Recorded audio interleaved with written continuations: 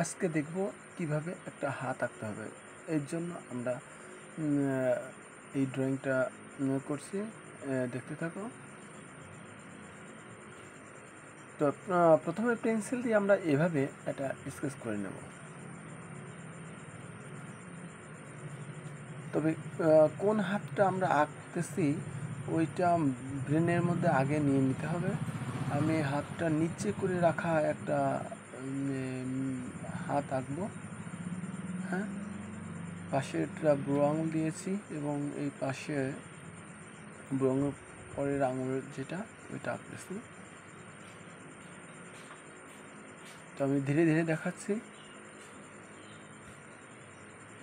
এই পাশে আরেকটা আঙুল আমরা দিই, উপর থেকে টেনে আসবো। আমি আবারও বলতেছি, বেশি ব্যস্ত হওয়া যাবে না, আস্তে আস্তে ট্রাই করতে হবে। প্রথমে হালকা করে পেন্সিল দিয়ে আঁকবো, কারণ ভুল হলে আমরা মুছে আবার ঠিক করব। তো এভাবে টেনে দিই, আর একটু এখানে মিশাই দেবো। দেখো একটা হাতের মতন হয়ে গেছে। এবার এই পাশের যে আঙুলটা আমরা এই পাশে বেরোয় গেছে।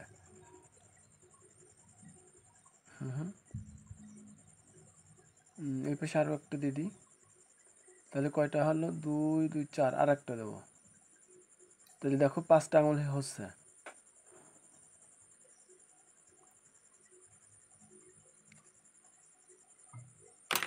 এবার আমাদের যে কাজটা করতে হবে, আমরা একটা জেল পেন দিয়ে ছবিটাকে আঁকবো, কারণ অস্পষ্ট রয়েছে এখনো।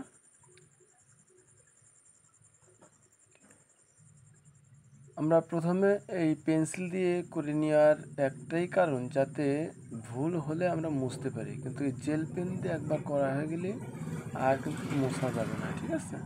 এর জন্য তোমরা জেল পেন দিয়ে আগের থেকে আঁকা চেষ্টা করবা না, আগে বারবার পেন্সিল দিয়ে আঁকার চেষ্টা করবা। যদি ঠিকঠাক হয় তারপরে তোমরা জেল পেন দিয়ে আউটলাইনটা করে দিবা, কেমন? আমরা নখগুলো দিয়ে দিচ্ছি।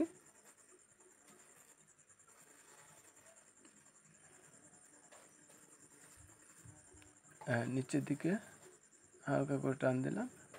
তো কাজ প্রায় শেষ।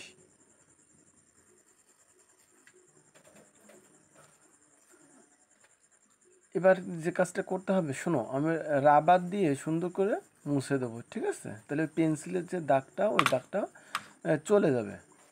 তাই রাবার নিচ্ছি। হ্যাঁ, এবার সুন্দর করে, আবার বেশি জোরে দিবা না, তাহলে আবার ছিঁড়ে যাবে, ঠিক আছে?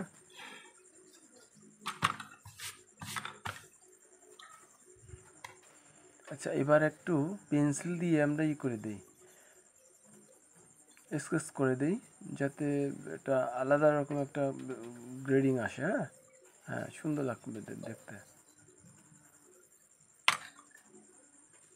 এবার বিলিং করে দিই।